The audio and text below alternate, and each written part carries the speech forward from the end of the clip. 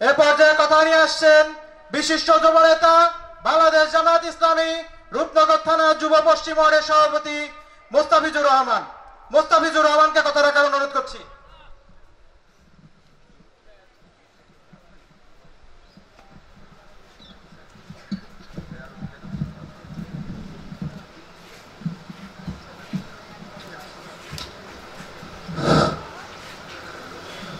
আউযু বিল্লাহি মিনাশ শাইতানির রাজিম।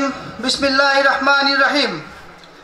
বাংলাদেশ জামায়াত ইসলামী রূপনগর থানা কর্তৃক আয়োজিত আজকের যুব সমাবেশের সংগ্রামী সভাপতি, বাংলাদেশ জামায়াত ইসলামী রূপনগর থানার সংগ্রামী আমির মোহাম্মদ আবু হানিফ, উপস্থিত আছেন থানার বিভিন্ন পর্যায়ের নেতৃবৃন্দ, আমাদের ৬ নম্বর ওয়ার্ডের আগামী নির্বাচনের কাউন্সিলর পদপ্রার্থী, আমার সামনে উপবিষ্ট প্রিয় আলবদু গ্রামবাসী, আসসালামু আলাইকুম ওয়া রাহমাতুল্লাহ।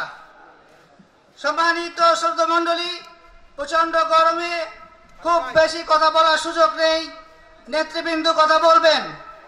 আমরা বাংলাদেশ জামায়াত ইসলামী সৎ লোকের শাসন চাই, আল্লাহর আইন চাই, এই স্লোগানকে সামনে রেখে আপামর জনতাকে সাথে নিয়ে, প্রিয় আলবদু গ্রামবাসীকে সাথে নিয়ে, যুব সমাজকে সাথে নিয়ে একটি ঐক্যের বাংলাদেশ গড়তে চাই, যে বাংলাদেশে থাকবে না কোনো বিভেদ, থাকবে না কোনো হানাহানি।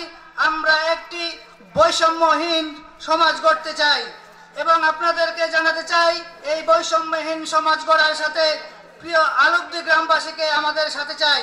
আমরা আশা করতে পারি আগামী দিনে বাংলাদেশের যে কোনো ধরনের সভা সমাবেশ, বাংলাদেশের যে কোনো ধরনের বাংলাদেশ জামায়াত ইসলামের কার্যক্রমের সাথে আলবদুবাসীকে আমরা পাবো, এই আশা ব্যক্ত করে আমার কথা শেষ করছি। আসসালামু আলাইকুম ওয়া রাহমাতুল্লাহ।